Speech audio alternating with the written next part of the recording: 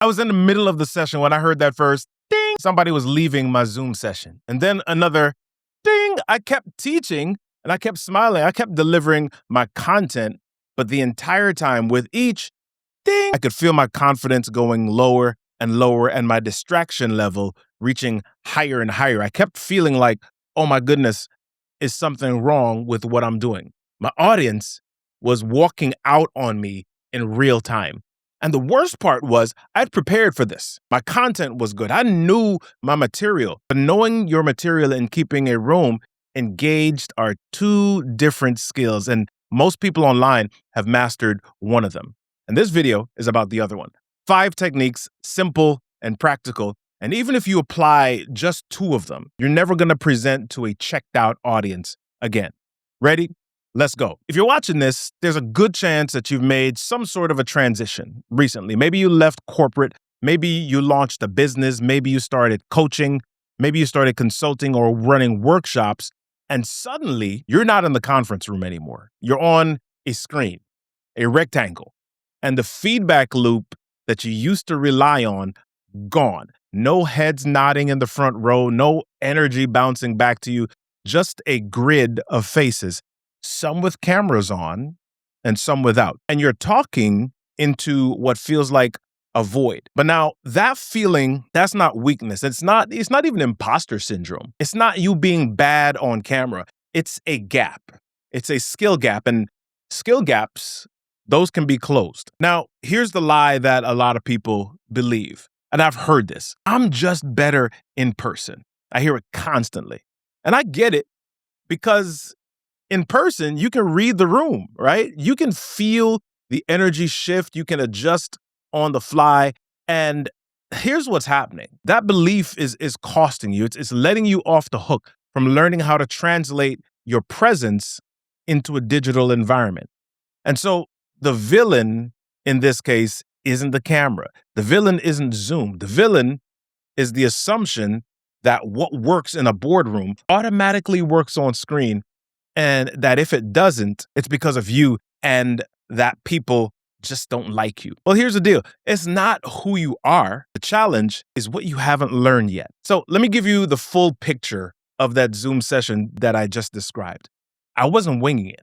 I had slides, I had talking points, I had a structure, or at least I thought I did. What I had was information, organized, well-researched, thorough information. But what I didn't have and what I didn't prepare for was engagement. I was delivering content at people instead of creating an experience for them. And one by one, they made the only decision available to them. They left. And I felt that same feeling on a stage too. Early on in my speaking career, I had an opening that I prepared for, and it landed beautifully. The crowd was with me, the energy was high, and then I ran out of structure. The content dried up, and I could feel the momentum draining from the room 1 minute at a time. I was up there freaking out.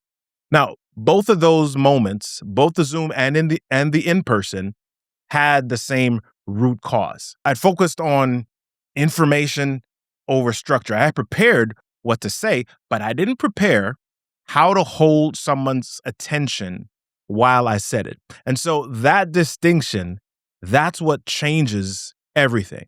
And it's going to change everything for you too. So if nothing changes, you keep showing up, you keep sharing value, but your videos get watched for 45 seconds and then abandoned. Your workshop attendees don't come back for the next session.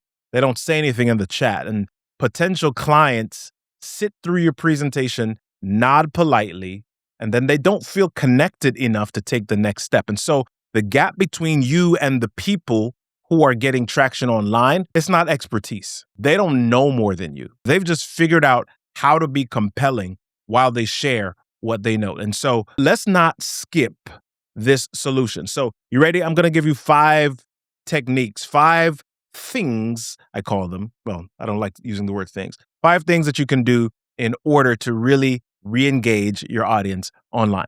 So technique number 1, start with a story and not a summary. So many people open with an agenda. Today, we're going to cover 5 things. And here's what happens with your audience's brain. they immediately go into passive mode because that's exactly what you've told them to do. You've told them exactly what's coming, and there's no reason for them to lean in. I want you to open with a moment, open with a specific scene. Put them inside an experience before you tell them what it means. I want you to think about how I opened this video. I didn't say, today we're talking about engagement. What I did was I put you in the room with me while my Zoom audience was quietly disappearing. And so your brain started asking questions. Has that ever happened to me? Could that be happening to me right now and I don't even know it? And that's exactly where I need you. Story first, summary second, every time. Number 2, use pause like punctuation. Here's something that feels counterintuitive. Silence, especially online, feels uncomfortable to a speaker, especially in a place where you're not clear that you're receiving the right feedback. But silence can create emphasis for your listeners. So when you rush to fill every single gap, your words blur together and nothing stands out. But when you drop a key point and then you pause, you let it sit, that's where the idea lands. So that pause is punctuation. It's the period at the end of the sentence that tells your brain that something mattered. Try it in your next session. I want you to say something important, and then I want you to stop talking for 2 full seconds. It's not that long. 2 full seconds, and watch what happens in the room. Technique number 3, ask questions that can't be ignored. This is the cheat code, and I mean that literally. I've seen so many presenters ask questions like, does that make sense? Or any questions so far? And those are easy to ignore because they don't require anyone to really reflect deeply on themselves. Questions that work are the ones that make your audience look inward. So ask a question like, when was the last time you felt you were talking and nobody was really listening? Now they're not just hearing your content, they're trying to reconnect it to their own experience. And the moment that somebody sees themselves in what you're saying, they stop being an audience member and they start being a participant. I've trained clients specifically on how to ask better questions in their workshops and on camera. And every time they come back to me, they tell me the same things. They feel more comfortable. Their audiences seem more engaged and their sessions go so much better overall. Not because they added more content, but because they added the right questions. Technique number 4, make one person feel seen. Whether you're recording a video or you're running a live workshop, stop talking to everybody. Talk to one person, not hey everybody or hey guys or hey y'all or not you all know this. One human. Who's the specific person who woke up this morning feeling invisible online? Coach who just left corporate and is quietly terrified the camera is making them look like an amateur. Talk to that person. When you speak to one person's exact experience, 50 people feel like you read their diary. Generic language loses rooms, but specific language fills them. So make sure that you are talking to one person and being as specific as you can. Technique number 5, end with an open loop and not a summary. Summaries close doors. So in summary, we've covered 5 techniques today, and people's brains are already halfway out the door before you finish the sentence. Open loops keep people thinking after the screen goes dark. And with a tease, you know that cliffhanger that happens at the end of that show that you just finished binge watching. You're thinking, oh my gosh, this was great.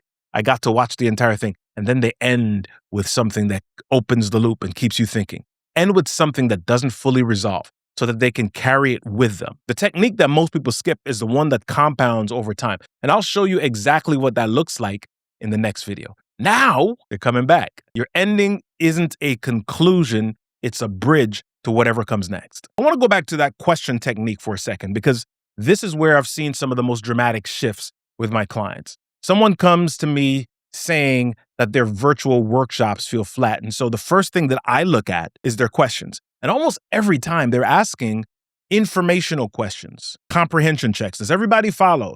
Does this make sense? Is this right? Does this sound right to you? Instead of asking reflective questions that make the audience feel something. Once you make that shift, everything changes.